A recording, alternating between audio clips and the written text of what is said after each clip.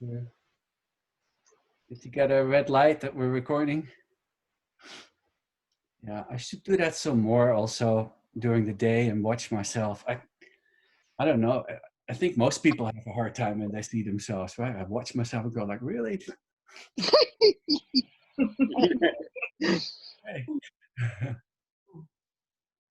I know you have your windows open, Stephen, but I need that Buddha light on, otherwise I can't do it. I'm going to put that on. It's over my.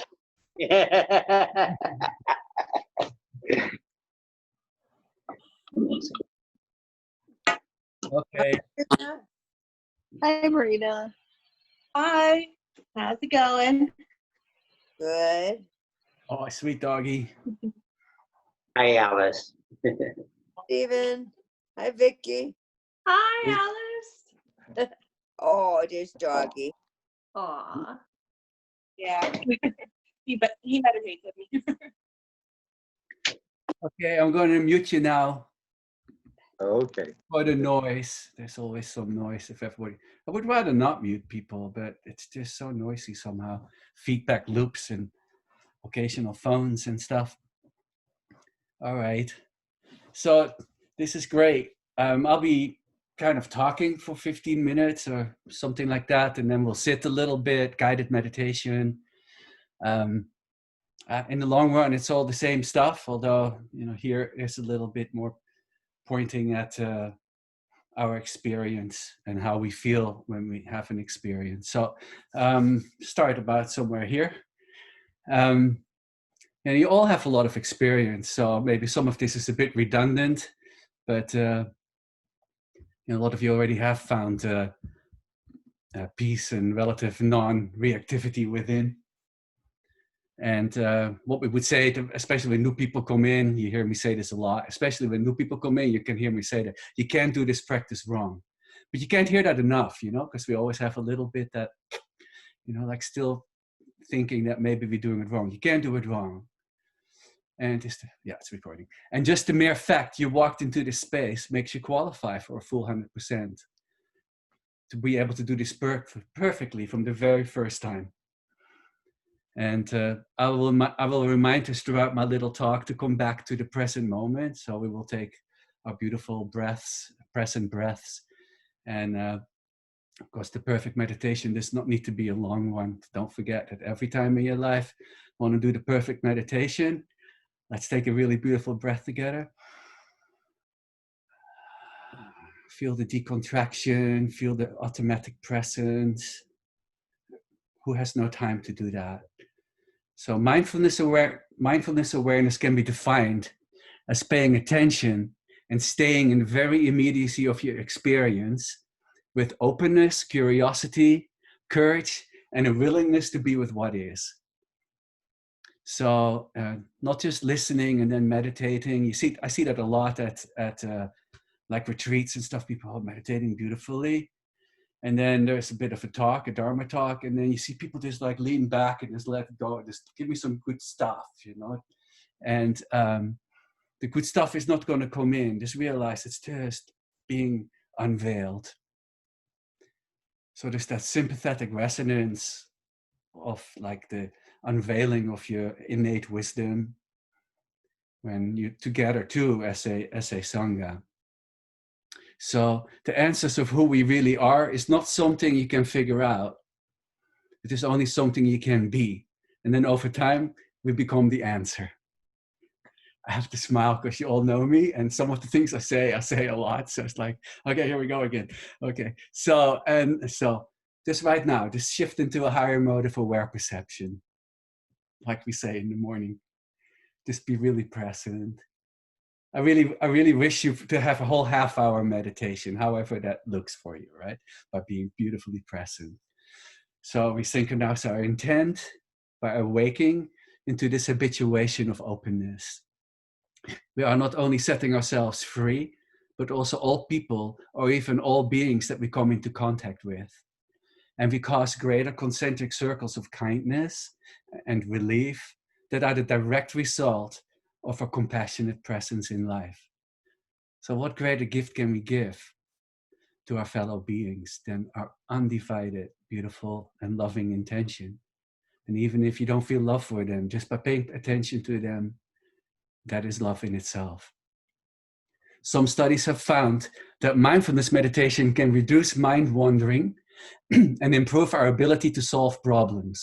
Mindfulness meditation, or any meditation, can vastly improve our capacity to pay attention in life. More good news. Studies have shown that improved attention seems to last up to 5 years after mindfulness training stopped. That's pretty cool. Again, suggesting trait-like changes develop within us. So not just a temporary state. But why would we stop once we realize the unending potential of habituating a deeper and less reactive relationship with our lives? Some really well-designed studies have shown some very promising benefits for depression, chronic pain, and anxiety by patients engaging in a mindfulness meditation program. Mindfulness meditation actually has been proven to cause actual changes in our brain structure in many ways. One of them helps us to be less reactive to stressors and to recover better from stress when we experience it. Stress arises in us innately. And it reminds me of the story of the two cavemen, right? That walk down the path, maybe discussing some cave village politics. And suddenly there's a loud noise in the bush. And one of them goes into the bush, goes, "Oh, what is this?" And the other one goes, "Oh, shit," and he runs all the way home. So, you know, what gene pool do you think you're from, right? So this innate kind of nervousness, this comes, you know, from this clever strategy for survival. So stress is a survival mechanism. So bad news is it will never be gone, really, but which is maybe a good thing when crossing a very busy intersection. But when deciding between a latte and a cappuccino, it just causes unnecessary physiological and psychological inflammation. So a life completely free of stress will not ever happen. But how we experience and express ourselves when in the midst of this heightened state of alertness will be a fast reduction of the pain caused by the wish for the stress to not be there.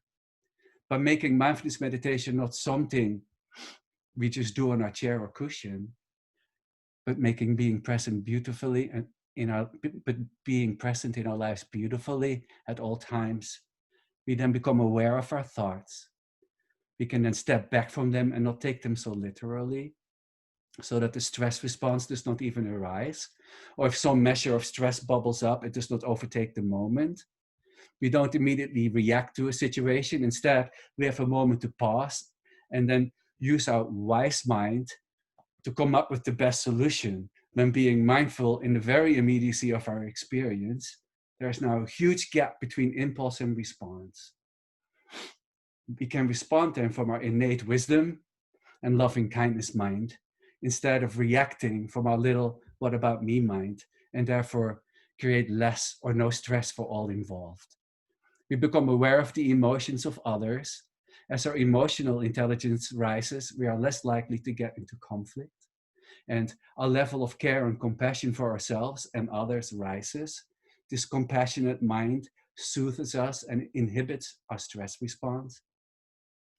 And then lastly, mindfulness practice reduces activity in the part of our brain called the amygdala.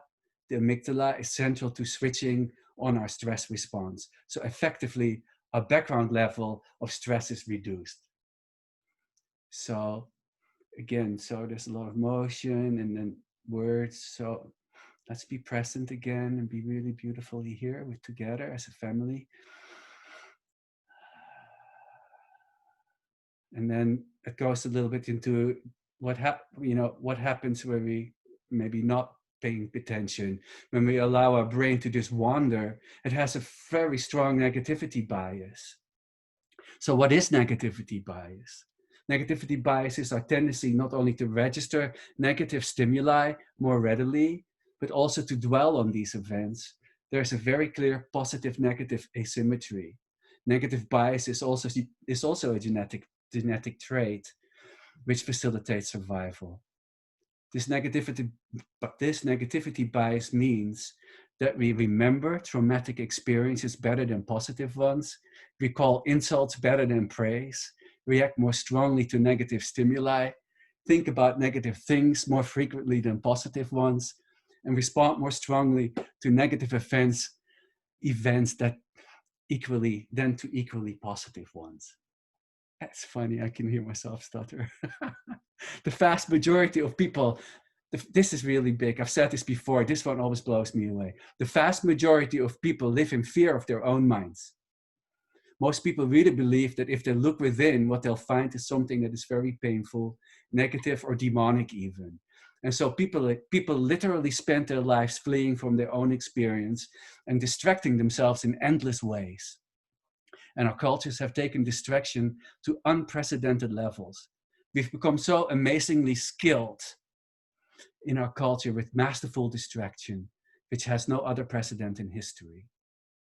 Yet the wonderful finding is, if we really just turn attention inward, we discover that who we are is not only more than we think, it's more than we can think.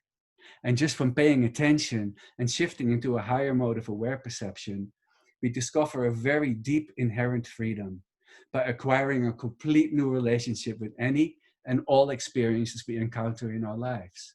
And not only that, we can also then pay attention to what it is that knows our experience, a soft, ever-present, sweet subjectivity. Our own hearts and minds then become a place of refuge instead of fear. So generally as human beings, we develop with just a very limited sense of our own identity. We feel constrained when we look at other people. We see they have better qualities than us. Maybe they appear smarter or have bodies that are more desirable in health or aesthetics. We feel left behind. We try to excel, but somehow it's never good enough. So in a way, dissatisfaction gets woven into the texture of our life's experience. This is not just a practice and a way of life to be able to cope with our lives. This is an ever-evolving process of the diminishing of negative mind states and flourishing of positive mind states. And we all are practicing the Dharma or any meditation. We have already realized that. That's why all of you just keep coming back. You know, the flourishing is starting to happen. So and then this is amazing. The psychologist and author Maslow said, what we call normal in psychology is really a psychopathology of the average, so undramatic and so widely spread that we don't even notice it ordinarily. Maslow's point is that being normal, being average, although normally perceived as okay, is pathology. So pathology can be defined as disease or sickness. Okay, now we're all insulted. Yeah, so yeah, that's the thing. Is this an average experience, or am I blossoming and unfolding? And we get so good at discerning that. I just want to say that what we all perceive as normal is often nowhere near our full and flourishing life experience potential. Okay, that's kind of a harsh articulation, but I at some point in my life thought I was happy enough, and I was living a reasonably well-adjusted life. But just in half an hour of practice at my first retreat, I was so humbled by what was actually happening inside of me. I had come in touch with something I had been looking for everywhere but within. So this subconscious settling for the average, just merely being happy for being somewhat pain-free in our lives, is something we overcome by habituating a practice of meticulous presence along a continuum of ever-unfolding well-being, even among difficult life experiences. Mostly people over time have turned to psychotherapy for difficult mind states. Yes, psychotherapy is a powerful tool for many issues, but it takes deep discernment to know what can and cannot be addressed in therapy. Pondering the deeper mysteries of being born as a human may be akin to handing a shovel to someone who's caught in a pit when what really is needed is a ladder. Even Freud famously said, in a very humble kind of reflection towards the end of his life, psychoanalysis may rescue us from hysterical misery, but it does not address common unhappiness. So, what we're going to do? So, is common unhappiness enough for us? For our hearts, there's a deeper aspiration for more freedom, more of a sense of inner safety, more goodness, more blossoming of love. There's a sense of goodness, contentment, even peace, a sweet joy, ever present within our own beingness, When we speak about this kind of happiness, we don't speak about a colorful state of the mind or the body, nor a gleeful, welling joy. It could be very quiet in the background, more similar to peace. It could be felt more as the absence of desire or the feeling of being totally okay with things just the way they are. From becoming perfectly familiar with our thoughts and their reverberations, feeling and emotions, we realize that all of our unhappiness, even despair, only happens in the not now. So the future manifesting as hope and fear, or the past arising as regret and melancholy. This is the practice of staying within the very immediacy of our experience and not get lost in a dream theater called the not now. So let's bring ourselves back to the very now. It has always been only the now. When was the last time you experienced the past or the future?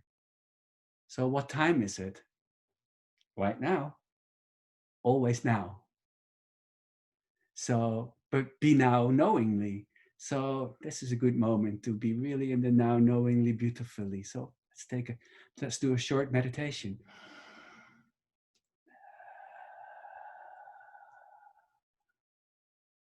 Wow, that's helpful when you're doing a presentation like this. It's effective. Who would have known? So when did this now start and when did it end anyway? This ultimately is not even a practice on how to learn meditation. Yes, that too. But ultimately, we wish for the meditation to become our lives. This is not a practice that is something we have to learn and or figure out. There's something about this activity, focusing attention, sustaining attention with something relatively neutral or slightly pleasant, that has good effects for us as human beings. We can cultivate or even notice the inherent calmness or clarity, stability, and peace within us, even in the midst of a life that has all sorts of things going on. And we don't have to solve all our problems first in order to be peaceful. And then come to realize, as the French philosopher Ivan Amar says, and what I always like to say so much is, that peace is happiness at rest, and happiness is peace in motion. I mean, that is like everything. It's so profound. Peace is happiness at rest, and happiness is peace in motion, even among things that are not so nice in our lives. So mindfulness is the continuity of non-reactive awareness, letting things come and go. You can unhook from your thoughts and become present in your current experience. So let's try that a little bit and do a little bit of a meditation together for a few minutes. So yes, indeed, unhook from your thoughts, like we always do. So I don't say, stop your thoughts, just not being hooked, grabbed by them. So I first invite you to tune into your posture and really show up for yourself, allowing your body posture to indicate to your mind that you are really taking this time and setting it aside for practice. And also letting that change in posture signify to us that we are stepping out of autopilot. So allow your feet to be flat on the floor. If you are in a chair, allow your shoulders to drop and relax, letting go of any tension. And let your hands rest comfortably in your lap or on the armrest of your chair. Feeling the contact point with your chair or cushion with your behind. Feeling that connection to the whole earth below you, stable. A body is embodying us. We don't actually have to do anything, although we can with our minds tune in and allow our posture to be more supportive. Our body is embodying us, and our body is always in the now. So therefore, our body is always being our sweet friend and possible gateway to the present moment. So you can feel those feeling tones in your body. And then that's happening right now. Here I am, amness, beingness. So if you wish, please allow your eyes to close. If you're in a place where you feel comfortable doing so, and if you like to keep your eyes open, rest them on a neutral surface, a wall or a bit of sky or something completely neutral. And then now let's first feel our way back into this body that we so carefully established the position of by sitting like a mountain, stable and strong. The body surrounding the heart with presence. So the heart isn't floating unsupported, but the body is supporting the heart. So you can feel the earth from below supporting your heart. And that earth energy supporting the heart, giving us a sense of stabilizing support. And just be with that meticulously. Maybe noticing some of the residual acoustics of a busy day in your body.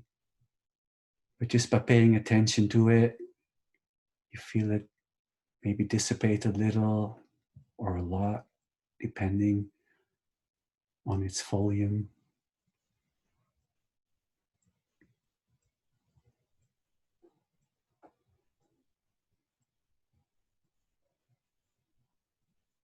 So then I wish to invite you even to relax more and release by paying attention softly on your breath. Just allow your awareness to rest gently on the breath as it moves in and moves out, like a leaf floating on a breeze. You might notice that you don't have to breathe actively. You can allow the breath to breathe you. So just allowing yourself to be breathed and resting your awareness on the breath gently, and even following the breath in and out, as if awareness is breathing the body. And if paying attention to your breath is not comfortable, you can maybe listen to all the sounds arising simultaneously in your aural field of awareness, listening to the silence and whatever sounds emerge simultaneously, as if listening to the most beautiful music. Silence and sound interwoven, music whispering the songs of presence.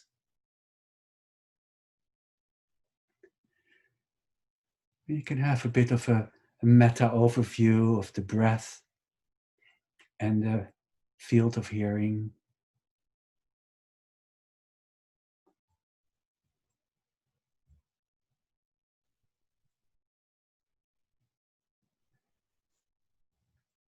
Just a natural body, natural breath and energy, natural heart and mind. Just relaxed, yet present. A soft vigilance.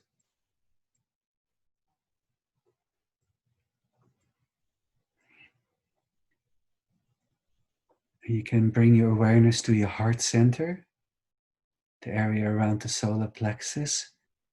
And from that vantage point, with your awareness there, gently take a seat at the heart of compassion. Letting the protective shell around the heart soften, allowing your sensitivity to be part of your embodied wisdom right now. A compassion that sprouts from the realization how beautiful it is that we have this capacity to pay attention to our body, to our energy, and the fluctuations of our mind and its resonance in our bodies, and its greater relationship to all beings and all things in the universe. This resonance is manifesting as the feeling tones and embodiment of emotions.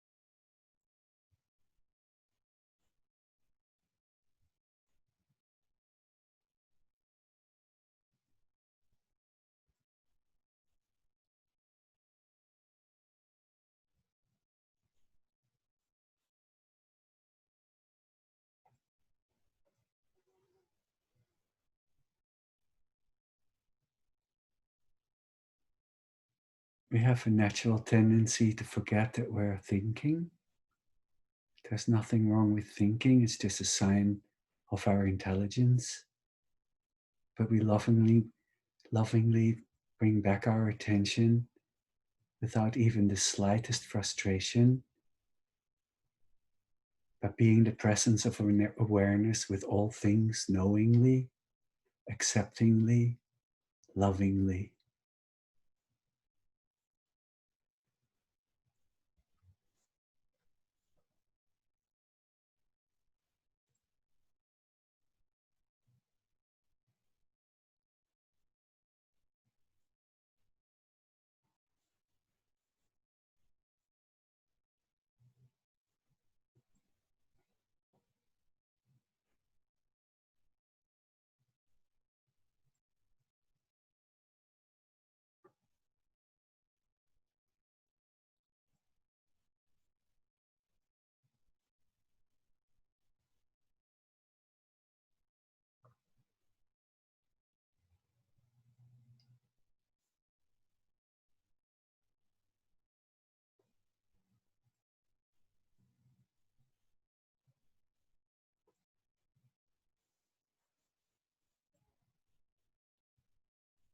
And from us knowing now and realizing the beautiful relief and the beautiful experience of being with what is and with what knows what is.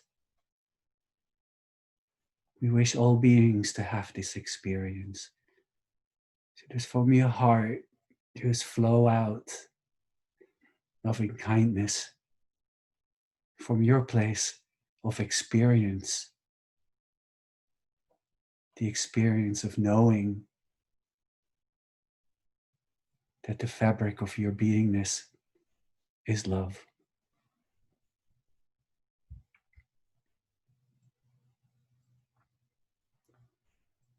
And we resolve and affirm to practice the timeless truth that love is found through loving and found to strive always to impartially embrace others in the inclusive circle of heartfelt compassion and care.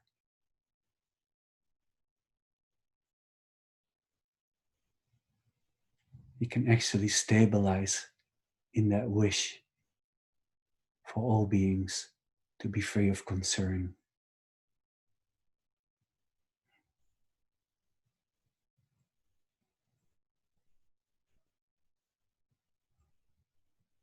And let that become the foundation of how you move through life and communicate with all beings. Mindfulness or the meditation being our life.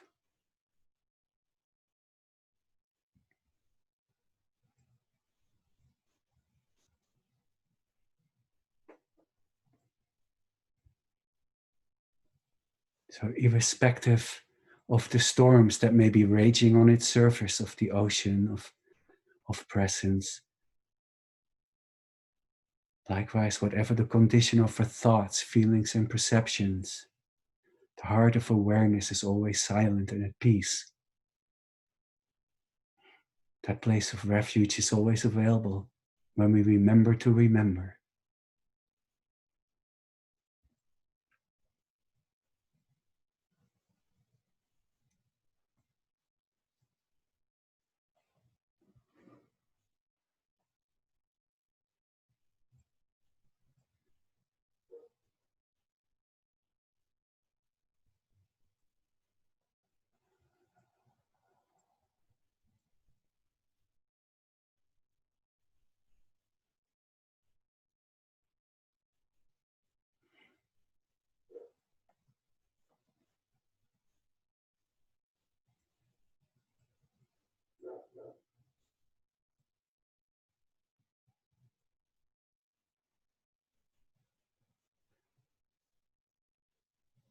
And then from habituating this beautiful presence, it is not difficult for us anymore to just be.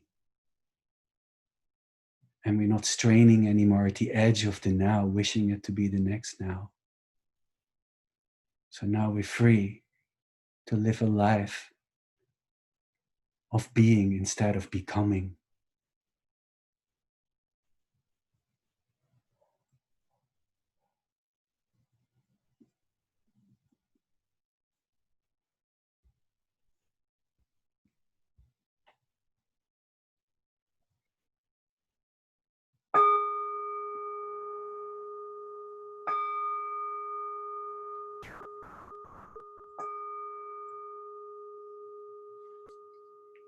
I don't even know if in mindfulness you're supposed to hit the bell once or 3 times. I don't think it matters. But I might have failed because I didn't hit the bell in the beginning. Oh no, we have to start over again. So I have one thing to read that I thought is pretty amazing. Atmananda, I think he was the beginning of the previous century until about the 50s. I'm not sure, I have to look that up.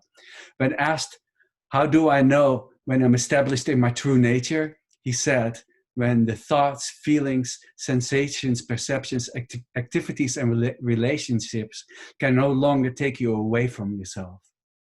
He didn't say when you no longer have thoughts, feelings, activities in relationships. He said when they lose their capacity to take you away from yourself. He said, I still have thoughts, feelings, sensations, perceptions, activities, and relationships, just like anybody else. But I noticed that they progressively lose their power to veil or obscure the inherent peace of my true nature. So there you have it. May UCLA be happy. I hope you are happy. I'm happy that you're my family every day. So you have to unmute yourselves so I can hear your voices.